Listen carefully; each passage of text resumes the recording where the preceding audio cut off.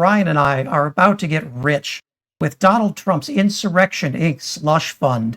Now, as Brian said, this is a $1.776 billion fund that is essentially giving your taxpayer money as cash payouts to anyone who is attacked by the, quote, weaponized government. And really, that just means if you attack police on January 6th, you could be in line for a big payout. Now, this is not as popular as Donald Trump thought it would be. Republicans in Congress today canceling all of their votes in protest of this big bill, mainly because it provides support for people who attack police and makes Republicans look like they're the party of insurrectionists, which they are. Now, Republicans have already attacked this. Republicans are attacking this. Tom Tillis called it stupid today. I think we have a clip of that. Stupid on stilts. Why? Because it will invariably put us in a position where your taxpayer dollars and my taxpayer dollars could potentially compensate someone who assaulted a police officer, admitted their guilt, got convicted, got pardoned, and now we're going to pay them for that?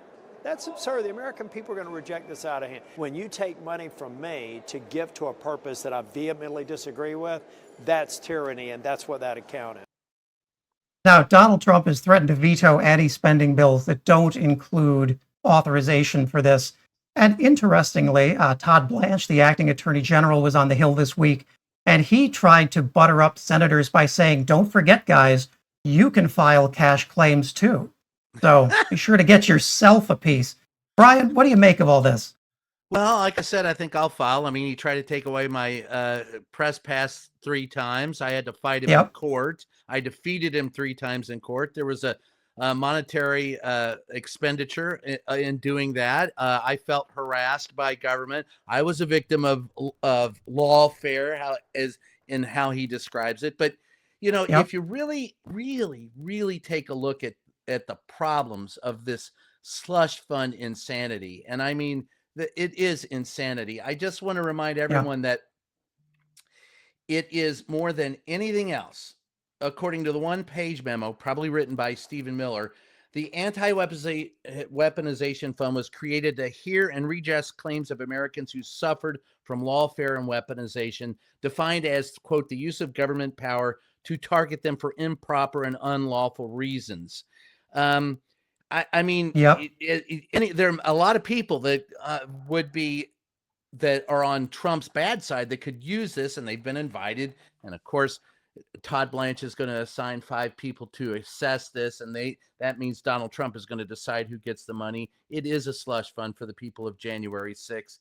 You have to understand that Trump says and quotes himself as being the source of the funds because he settled a lawsuit with the IRS. So he's the source of the funds that will be dispersed. Get this, due to him settling a lawsuit he filed as president against the government that he controls and whose actions he objected to that were taken while he was president.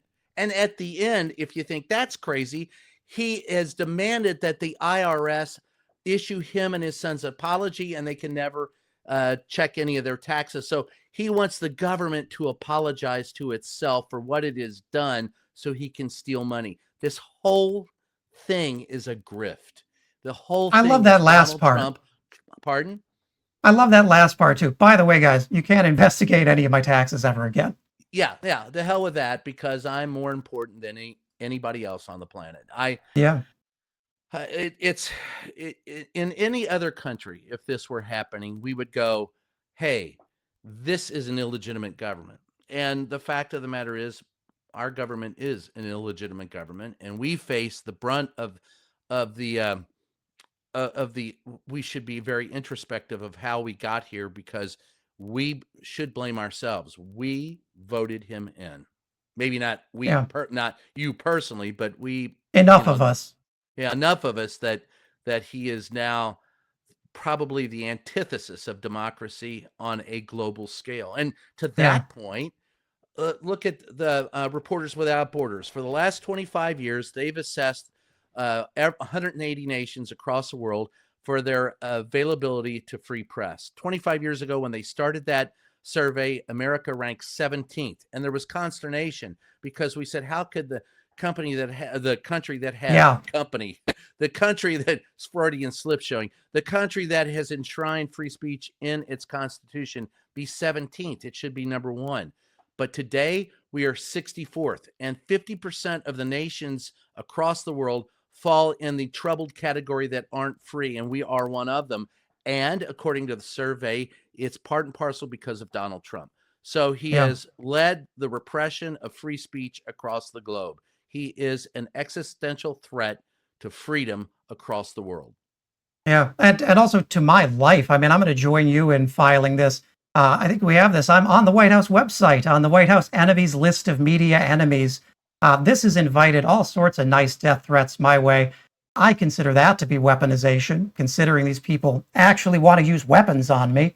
Yeah, we'll see how it goes. I had the death threats too. I mean, they busted out my what. There was one guy that got arrested who was coming to kill me and said he was coming to kill me and Jim Acosta.